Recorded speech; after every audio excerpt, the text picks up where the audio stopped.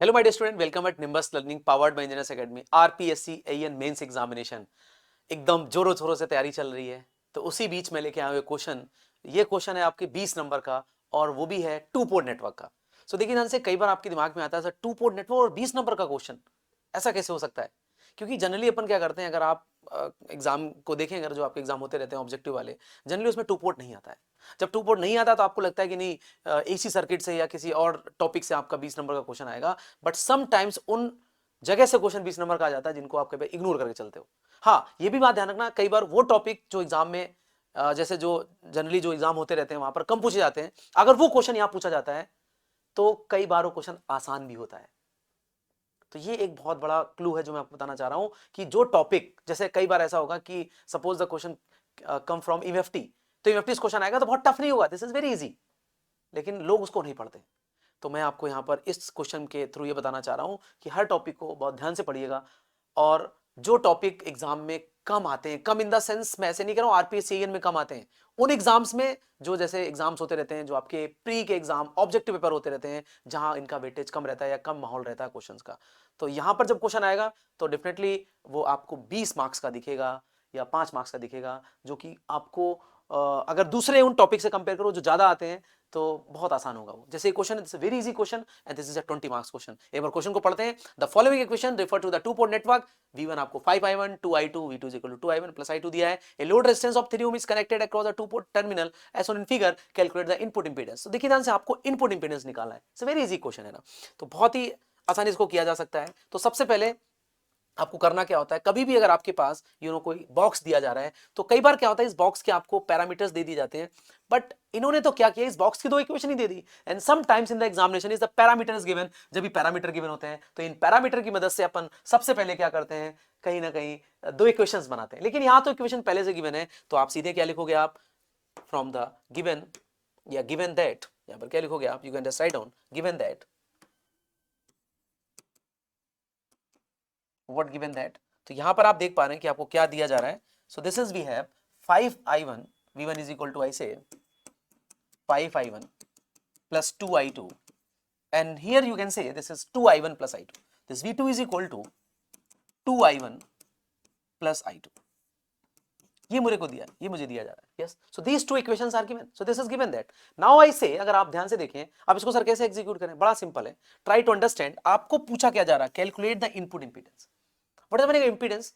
Impedance का मतलब क्या है, कहां से देखना, इनपुट साइड से। तब इनपुट साइड खड़े हो जाओ, यहां पर खड़े होकर आपको इंपीडेंस निकालना है। तो सारे यहां से इंपीडेंस होगा क्या, simple, if I want to calculate the impedance Z, Z क्या होता है, Z is nothing which is V by I। Impedance का मतलब क्या होता है, सिंपल V बाय I। तो V बाय I आपको निकालना है, तो V यहां पर क्या है, V is basically nothing which is और V1। एंड यहां पर अगर आप ध्यान से देखें तो Z मेरा क्या हो जाएगा, Z will B V1 upon I1। ये मुझे चाहिए। ध्यान रखना, यहां पर बच्चे गलती करते हैं, वो कई बार Z11 या कई बार जनरली Z11 से कंफ्यूज आता है। Z11 is not here, Z11 is not asked.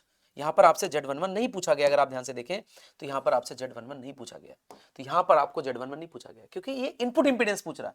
हाँ सर, Z11 क्या होता है, Z11 भी इनपुट इंपीडेंस होता है, लेकिन वो ओपन सर्किट होता है। I2 0 होता है वहां पर, V1 upon I1 whenever the I2 is equal to 0, अगर आपको याद हो तो। ठीक है ना, तो अब क्या करें सर, कैसे करना चाहिए, तो बड़ा सिंपल है। So how we do it, यानी अपना टारगेट है किसी तरह से V1 I1 निकालना। तो सर कैसे निकलेगा V1 I1, सिंपल, अगर आप ध्यान से देखें तो यहां पर मेरे पास सपोज आई से दिस करंट इज I2, ये करंट अगर I2 है, सो यहां पर अगर आपको करंट I2 दिख रही है, so this current is basically I2, तो यहां पर ड्रॉप कितना हो जाएगा, दिस इज 3i2, ये करंट ऐसे जाएगी तो ये प्लस ये माइनस, दिस इज 3i2। अगर मैं इसको कहूं this is your V2, this is your V2 है, दिस इज गिवन, यहां पर ये V1 आपका है। ओके, तो अगर मैं बोलूं सर V2 कितना आएगा, तो जस्ट सिंपल ऑब्जर्वेशन से आपको दिख रहा होगा कि V2 इज इक्वल टू क्या आ जाएगा, -3i2। So V2 we can write -3i2, am right और नॉट। तो आप एक काम कर सकते हो, यहां पर जो इक्वेशन नंबर आपका, this is your 1 and this is your 2, तो आप एक काम ही कर सकते हो, फ्रॉम इक्वेशन 2, आपके पास जो इक्वेशन नंबर 2 है, इस इक्वेशन नंबर 2 में आप जो ये आपके पास डेटा आया दिस वन, इसको आप रख सकते हो यहां पर। तो how we write it, this is -3i2 and here this is we have 2i1 and plus i2। तो यहां से क्या आ जाएगा, इसको मैं चाहो तो मैं इसको इधर ले आ सकता हूं, क्या आ जाएगा मेरे पास, देखो this is -4i2, very good, this is equal to 2i1, yes, क्योंकि इधर आएगा तो क्या हो जाएगा आपके पास, it should be not 4i2। तो यहां से मेरे पास चूंकि मैं I2 हटाना चाहता हूं, तो I2 is equal to we have -1/2i1। So this is we have, चाहो तो इसको आप इक्वेशन नंबर 3 दे सकते हो, this is your I2। Clear. अब देखिए क्या करना है, चूंकि अपना एम क्या है किसी तरीके से इस v1 अपॉन i1 का रेशियो निकालना है। तो क्या मैं यहां पर ऐसे कहूं, फ्रॉम इक्वेशन बेटा, फ्रॉम इक्वेशन 1 एंड 3, अगर मैं इक्वेशन 1 और 3 से देखूं तो क्या आपको दिख रहा है, 1 और 3 से अगर मैं देखूं तो i2 की वैल्यू मेरे पास कितनी, -1/2 i1। तो यहां से क्या आ जाएगा, v1 is equal to 5i1, very good, v1 is equal to 5i1, और यहां पर i2 वैल्यू रख दो तो क्या आ जाएगा, देखो प्लस 2i1, i1 कितना है, -1/2 i1, यस, तो दिस इज कैंसिल आउट। तो यहां से क्या आ जाएगा, v1 is equal to 5i1 and minus i1, so it comes out 4i1, and here you get v1 upon i1 is equal to just simply 4। सो देखिए answer आ गया, यही चाहिए था अपने को। तो सर z क्या होगा, so definitely the z will be, तो z आपके पास आ जाएगा v1 upon i1 and it should be the what, 4 ohm. तो 4 ohm will be the right answer, this is B. तो ये आपका आंसर आ गया। तो इस तरह से आपको करना है ना, यू कैन, अच्छा बहुत ज्यादा मैंने यहाँ पर इस बात का ध्यान नहीं दिया कि आपको इसको कैसे पेपर में लिखना है, बट ट्राई टू अंडरस्टैंड कि आपको कैसे सॉल्व करना है। तो आपको प्रॉपरली इसे आपको एग्जीक्यूट करना है, so in that way you will get this answer. तो यहाँ पर आपको दिख रहा होगा, तो यहाँ पर मैंने समझाने का जोर दिया है।